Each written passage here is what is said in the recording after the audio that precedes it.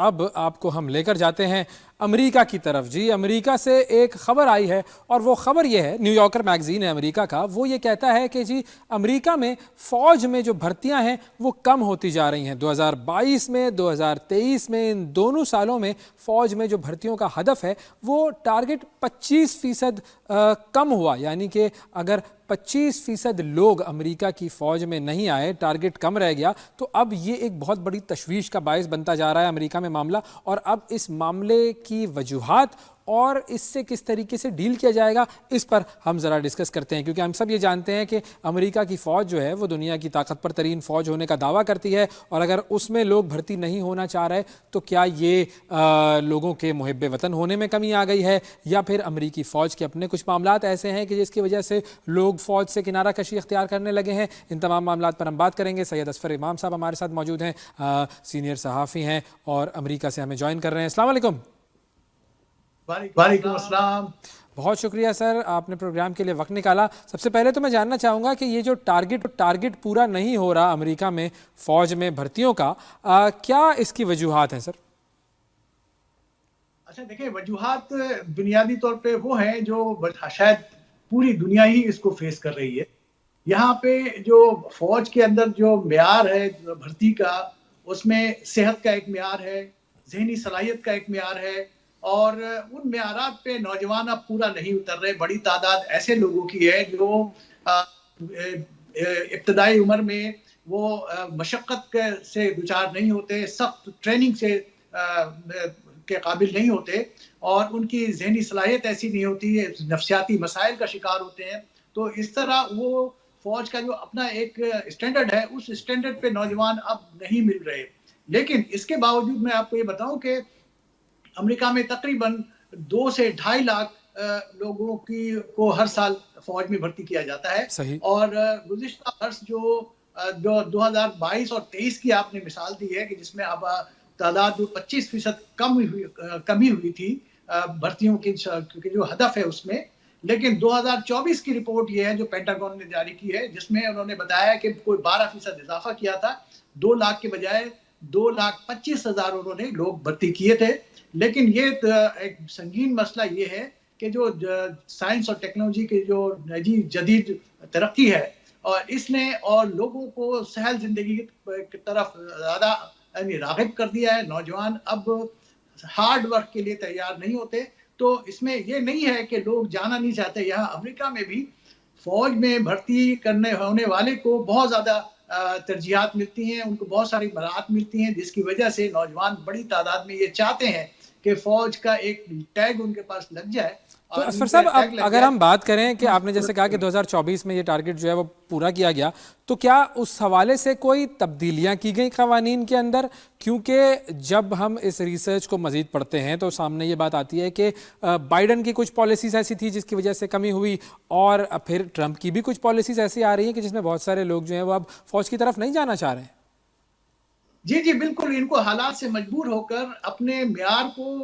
کو نیچے لانا پڑا ہے، اور کئی چیزوں میں نوجوانوں کو چھوٹ دینی پڑی ہے، جس کے بعد یہ ممکن ہوا ہے کہ کچھ تعداد میں اضافہ ہوا، ورنہ یہ صورتحال سنگین ہو چکی تھی۔ میں آپ کو بتاؤں کہ ایک وقت تھا کہ امریکہ میں کوئی امریکی افواج کی تعداد میں تقریباً 1,20,00,000 کے قریب فوجی تھے، خاص کر دوسری جنگ عظیم کے زمانے کی بات کر رہا ہوں۔ لیکن سائنس اور ٹیکنالوجی کی ترقی نے اب وہ اتنی بڑی فوج کی ضرورت نہیں رکھی، تو اس وقت 13 لاکھ فوجیوں پر مشتمل یہ فوج ہے جو جدید اس میں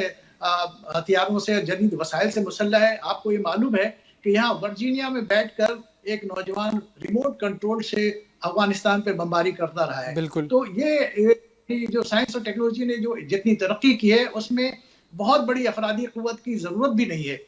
کیونکہ اب دو بدو جنگ کے امکانات کم سے کم ہو رہے ہیں، لہذا اب وہ اتنی زیادہ سنگین ضرورت بھی نہیں ہے بہت بڑی تعداد میں لوگوں کی بھرتی کا۔ لیکن دوسری طرف ان کو اپنے معیار میں بھی کافی نمایاں کمی لانی پڑی ہے۔ پینٹاگونس کی ایک رپورٹ ہے اور اس میں بتایا گیا ہے کہ کئی چیزوں پہ، جس میں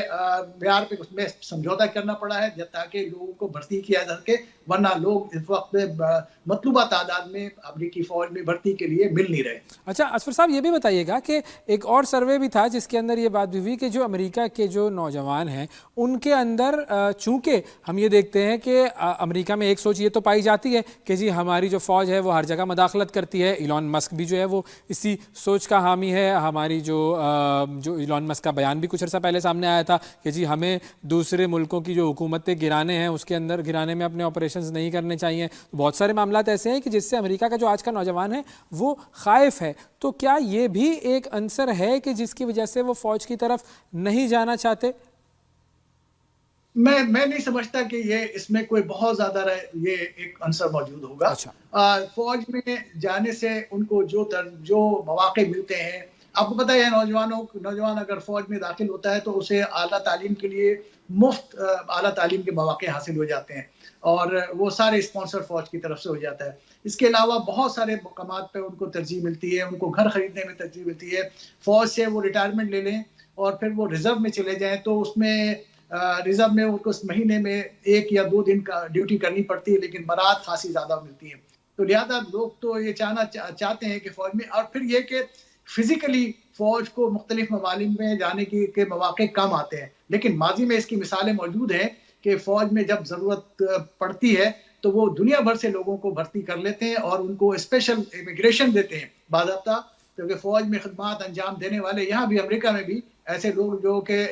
جن کے پاس ڈاکومنٹ مکمل نہیں ہے، اسٹیٹس نہیں ہے، وہ فوج میں اگر بھرتی ہو جاتے ہیں تو انہیں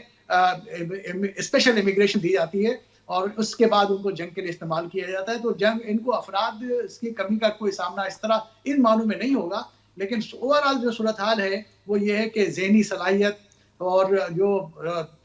جدید دور کی جو پریشانیاں ہیں، اس کے علاوہ جو صحت ہے وہ اس قابل نہیں ہے کہ لوگ جو سخت مشقتیں کر سکیں اور مختلف جو فوج کی جو ٹریننگ ہے اس کو دے سکیں، لیکن انہی چیز نمائش کر کے اور کچھ نرمی برت کر کے انہوں نے اپنے ہدف پر کیا ریزرو فوجیوں کے ساتھ بھی یہی معاملہ ہے؟ کیونکہ رپورٹ یہ بھی کہتی ہے کہ جی ریزرو فوجی جو ہیں ان کی بھی تعداد میں کمی ہوئی ہے اور جو ایکٹیو فوجی ہیں ان کو بھی بعض اوقات جو ہے وہ ریزرو فوجیوں کے مختلف گروپس کا انچارج بنایا گیا ہے۔ دیکھیں ریزرو فوج آتی اس طرح ہے کہ پہلے وہ فوج میں ریگولر فوج میں خدمات انجام دینے کے بعد پھر تجربہ کاری کے بعد ان کو ریزرو کی فہرست میں شامل کر لیا جاتا ہے۔ وہ کوئی اور جاب کریں، کچھ بھی کریں، لیکن ان کو ریزرو کی تنخواہ مل رہی ہوتی ہے اور مہینے میں 2 دن ان کو خدمات انجام دینی ہوتی ہے، اور اگر کوئی ہنگامی صورتحال ہوئی تو پھر ان کو ڈیوٹی کے لیے طلب کیا جاتا ہے۔ لہٰذا ریزرو کی تعداد میں کوئی نمایاں کمی نہیں ہے، لیکن ریگولر فوج میں بھرتیوں کا جو ایک سلسلہ ہے، ہر سال تقریباً 2.5 لاکھ کے قریب لوگوں کو نئی بھرتیاں کی جانی چاہیے، وہ ہدف پورا نہیں ہو پا رہا۔ اور اب ٹرمپ انتظامیہ جو ہے وہ اس حوالے سے کیا کوئی ایکشن پلان اس پر کوئی کام کر رہی ہے؟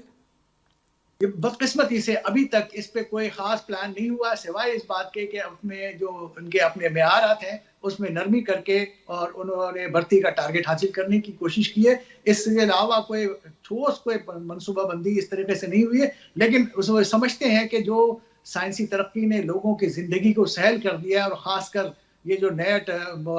یہ جو موبائل فون کا جو دور آیا ہے، نوجوان جو ہے وہ کھیل کود میں اور دوسری چیزوں میں حصہ کم لینے لگ گئے ہیں، اور اس کا نتیجہ ہے کہ وہ اس معیار کے لوگ نہیں مل پا رہے جو فوج کو مطلوب ہوتا ہے۔ لہذا اس مکمل ایک جامع ایک پلان اس کو لانا پڑے گا۔ اس بارے میں غور ضرور جاری ہے، اور دیکھیں آپ کسی وقت ان کو یہ مضمون اس ٹاپک پہ ایک منصوبہ پیش کرنا پڑے گا۔ بہت شکریہ ادا کریں گے۔ اسفر امام صاحب ہمارے ساتھ موجود تھے اور بات ہو رہی تھی کہ امریکہ فوجی جو ہیں وہ اب فوج کا جو محکمہ ہے وہ لوگوں کی قلت کا شکار ہے، اور معاملہ یہ ہے کہ اب جو کرائٹیریا ہے اس کو لوور کیا جا رہا ہے اور کرائٹیریا میں تبدیلی کی جا رہی ہے تاکہ لوگ فوج کی طرف راغب ہوں، اور بہت سارے نوجوان ایسے ہیں کہ جو کہ فوج میں جانا بھی نہیں چاہتے۔ تو ایک ایسا ملک جو کہ سپر پاور ہونے کا دعویٰ کرتا ہے اور اپنے سپر پاور ہونے کے جو اہداف ہیں وہ بناتا ہی اس حوالے سے ہے کہ اس کی آرمیز جو ہیں وہ کہاں کہاں ڈپلوائے ہوں گی۔ اگر